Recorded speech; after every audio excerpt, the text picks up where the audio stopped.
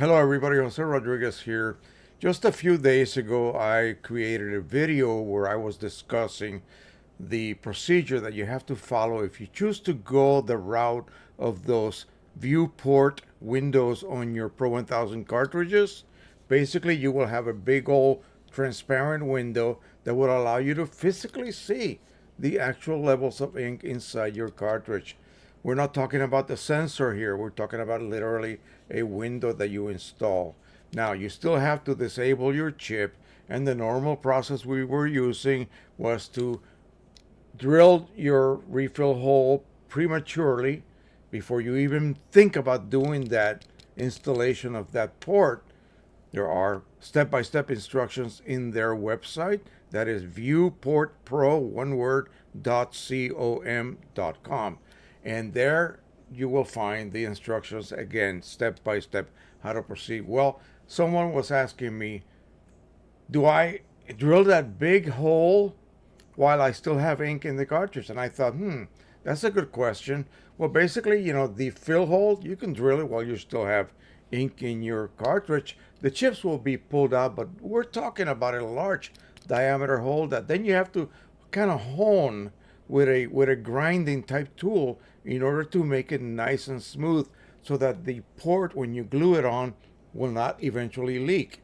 So I thought, wait a minute. So I will go ahead and drill that hole while I still have ink. I will then put a plug back in that hole and I will continue using my cartridge. Of course, I'm going to wait until I almost reach low and then I'm going to top off my cartridge. That's the normal process you follow. You keep it above really physically low by topping it off. The chip doesn't know, and so it will eventually throw an error at you, a 1753 error. It takes quite a while for that to occur. And you just hold the pause button on your printer itself, the second button from the top. That will then trigger a processing mode, and that disables the chip. After that, the chip is now disabled, and you have to choose whatever method you want to use to give you an indication of how much ink you have left. The sensor basically is triggered at 20% from empty. The window, the port, the viewport, you literally see how much ink you have. So it's up to you. Now, once I disable the chip, I still have ink in my cartridge, right? So at that point, I either aspirate the ink out with a syringe and a long needle and then proceed to do my drill job, installation of the port, again, following the instructions given to you by the seller of this product. But last night I spoke to Mike Lee, and he told me, wait a minute, Joe, you are confused. And I thought, really? Oh my God, what did I do now? So he says, you don't have to wait forever to disable your chip. You can let your cartridge, the chip, and your cartridge go empty. And I went, wait a minute, no, you can't. You can't do that. He said, yes, you can. And I asked him, I was just bewildered. I asked him, so how do I get by that? Because I got some chips that are red X, they're declared empty. He says, take the cartridge out, you drill the hole, you add ink, either top it off, whatever you wish to do, and then you put it back in. The printer will give you an option. It will actually show you a different set of errors. It'll either be, and again, we don't know exactly which one, it'll either be a 1752 or a 1751. And at that point, you tell it, yes, I know I'm out of ink. Go ahead and continue printing. Is that the same as disabling your chip? Apparently it is. So why is that a better method to use if you're going to be installing that big old, large diameter port? Because when you do that, once it goes empty and you have that cartridge out, you haven't done any kind of resetting procedure or anything of the sort, you drill that first hole for your plug. That's the most important one. You take off the label, you process the cartridge by drilling that big diameter hole with your step drill that comes with your kit. The cartridge is empty at that point. Who cares if I get a little chip of plastic inside the cartridge, because I'm gonna be flushing the living daylights out of that cartridge once I finish drilling and honing that hole and test fitting my port. I'm gonna wash it, wring it out, and let it dry, and attach my viewport. Check it, add some water or whatever. I would recommend a little bit of soapy water to eliminate surface tension, and that will leak. If that seal is not perfect, you will see the leak.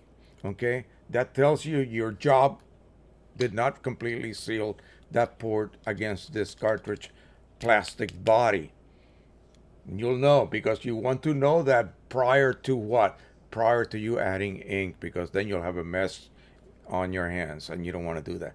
So apparently, besides, we're not going to talk about installation process. The secret apparently is that yes, you can indeed let that chip go empty.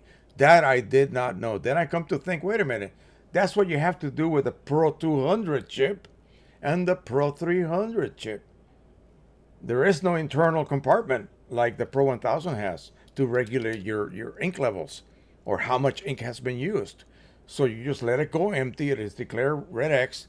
You take it out, you top it off, and add ink. You don't know how much ink to add because it's not transparent. That's a tricky one. But the 300 cartridges, you can fill them up just like you do a Pro 10 cartridge. Upside down on a scale, drip, drip, drip, drip, until you reach about almost 32 grams of full weight. Put it back in, and then it will ask you, just like I said earlier, it'll show you a 1752 or 1751 error, and you then tell it, okay, yes, I know I ran out of ink, but I don't care. I'm going to proceed to continue to print. That's the procedure for the 200 cartridges and the 300 cartridges. Well, the same thing apparently applies to these. So here I have Chroma Optimizer. I'm going to go ahead and top it off. It's empty right now, so I'm gonna add 80 ml Chroma Optimizer. I have a big bottle of it. So then I'm going to install this cartridge back into my printer. I'm gonna just simply remove the Chroma Optimizer and its sensor out. I'm gonna install this one. It's gonna give me a red X, and supposedly it's going to then ask me if I want to continue printing. I should be able to then verify that, and this chip will now be supposedly disabled as well. So two methods. Now, I have the PDF loaded here from Precision Colors. And again, like I said, he corrected me. So let's go ahead and set it up so you can all see it. And I'm going to go ahead and walk you through the process. Okay, so here is the PDF. I'm going to go ahead and walk you through the two different pathways. Disabling the chip will arrive depending on the printer and chip interaction. It is not a procedure you can perform on your own at the time you desire, or even all 12 cartridges at once. So basically, he's just saying that you do each one at a time. So says, do not fear, because it will always happen eventually for each color and chip. All you need to do is to be patient and confident.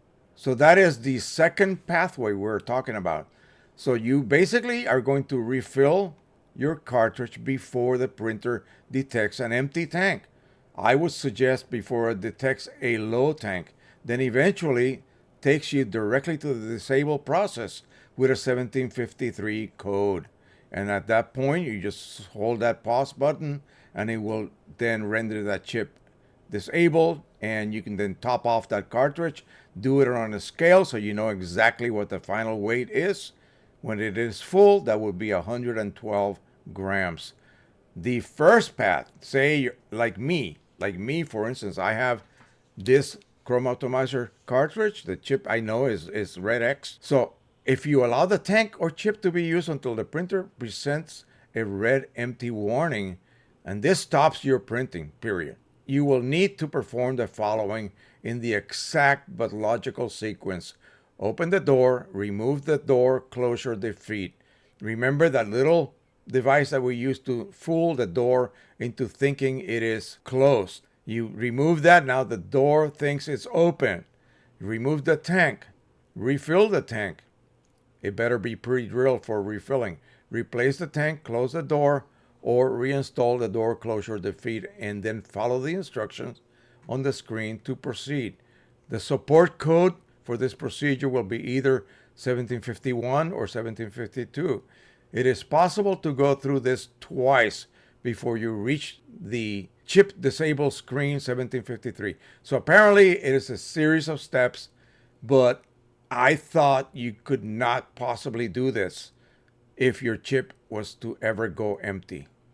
So that's actually very good news for me because I have so many empties that I can process for refilling. I'm considering purchasing that Viewport Pro system, especially since they are also working currently, not quite ready for release yet, a continuous ink system that sits on the outside.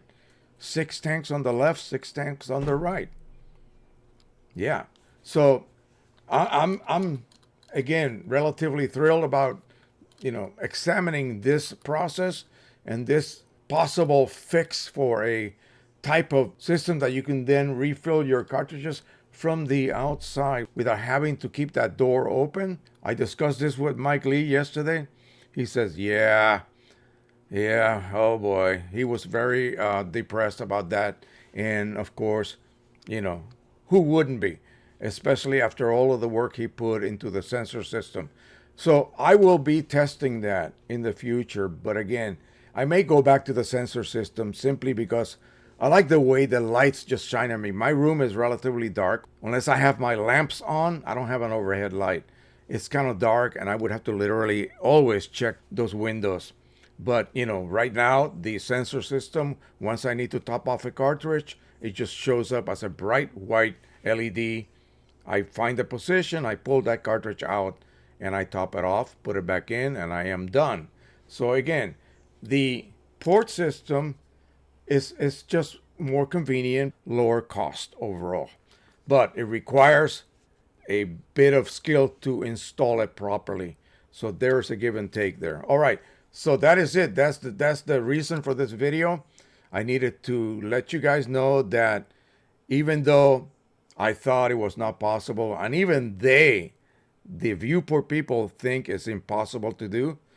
Once you get a red X that you cannot use that chip, you have to start fresh with a brand new chip. Well, we will test that. I will definitely test that with this very cartridge right here, and I'll get back to you guys. I will report to you what the results are, whether indeed you can go ahead and perform that procedure even after the red X, which of course, like I said, with the 200 and the 300, that is what you do. So apparently that is the case. All right, that'll be it for now. Thank you so much.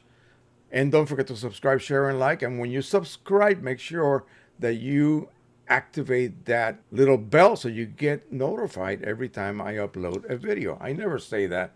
I assume that it is very obvious to people, but again, don't forget to do that. Okay, that is it. Thank you so much. Bye-bye, everyone.